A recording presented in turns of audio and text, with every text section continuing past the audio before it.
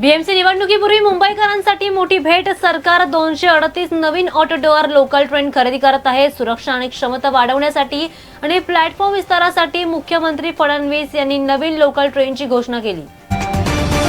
मंत्री माणिकराव कोकाटे यांनी आपल्या पदाचा राजीनामा दिलाय, परंतु अटकेपूर्वी त्यांची प्रकृती अचानक बिघडली, त्यामुळे श्वसनाचा त्रास त्यांना जाणवू लागला. त्यांना रुग्णालयात दाखल करण्यात आलाय. ठाणेकरांसाठी मेट्रो सेवा लवकरच पुन्हा सुरू होईल. मेट्रो लाईन 4 साठी चाचण्या तीव्र केल्या आहेत. उर्वरित 6 स्थानकांवर चाचण्या सुरू आहेत. नवीन वर्षाच्या सुरुवातीला गायमुख ते कॅडबरी जंक्शन येथे मेट्रो सुरू होईल.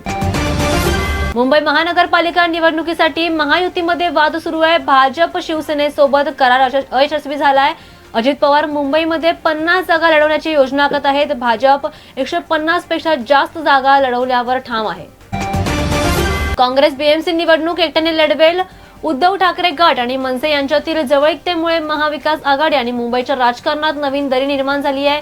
नवीन समीकरणे उद्याच येतील. मुंबईतील ओला, उबर आणि रॅपिडो बाईक टॅक्सी सेवा पूर्णपणे बंद होण्याची शक्यता. सुरक्षेच्या उल्लंघनासाठी 36 एफआयआर दाखल करण्यात आल्या आणि परिवहन मंत्र्यांच्या बैठकीनंतर परवाने देखील रद्द होण्याची शक्यता दिसून येते.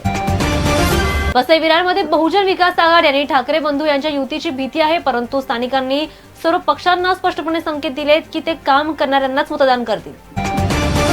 चेंबूरच्या महाडा कॉलनीत सकाळी 8:30च्या सुमारास गॅस सिलेंडरचा स्फोट झालाय. आगीमध्ये 2 जण गंभीर जखमी झालेत. बराच प्रयत्न केल्यानंतर आग आटोक्यात आणण्यात आली आहे.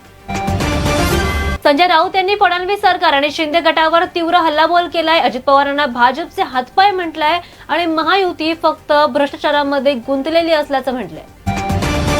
भाजपचे मिशन महानगरपालिका सुरू. मतदारांपर्यंत पोहोचण्यासाठी 40 कलमी योजना जाहीर करण्यात आली आहे, ज्यामध्ये घरोघरी जाऊन संपर्क आणि समाज आणि प्रभावशाली गटांशी संवाद देखील साधला जाईल. महानगरपालिका निवडणुकीत आठवले यांच्या पक्षाने महायुती आघाडीमध्ये वाटा मागितलाय. मुंबईसाठी 25 जागा आणि इतर शहरांमध्ये 7 ते 10 जागा मागितल्या. बीएमसी निवडणुकीपूर्वी काँग्रेसने मराठी कार्ड खेळलाय. नाना पटोले यांनी पंतप्रधान मोदींना पत्र लिहून महाराष्ट्रात येणाऱ्या सर्व विमानांच्या घोषणा मराठीत कराव्या अशी मागणी केली.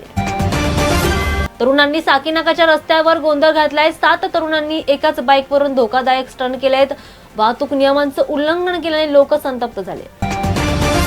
पश्चिम रेल्वे पहिले डिजिटल लाउंजिंग मुंबई सेंट्रल स्टेशनवर उघडणार आहे, ज्यामुळे कामासाठी, बैठकांसाठी आणि स्टेशन परिसरामध्ये सुधारित कनेक्टिव्हिटीसाठी सुविधा देखील उपलब्ध झाल्या.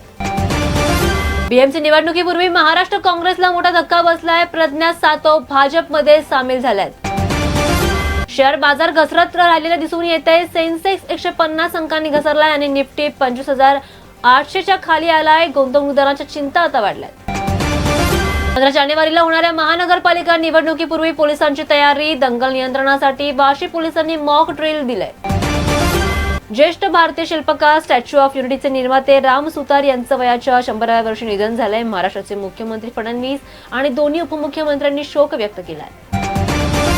मुंबईत सोने आणि चांदीच्या किमतीमध्ये बदल. 22 कॅरेट सोन्याच्या 10 ग्रॅमची किंमत 1,23,600 रुपयांवर पोहोचली आहे, तर चांदी प्रति किलोग्रॅम 2,11,000 रुपयांवर पोहोचली. मोठ्या गदारोळामध्ये लोकसभेची रामजी राम विधेयक मंजूर झालंय, ज्यामुळे सभागृह दिवसभरासाठी तहकूब झालंय.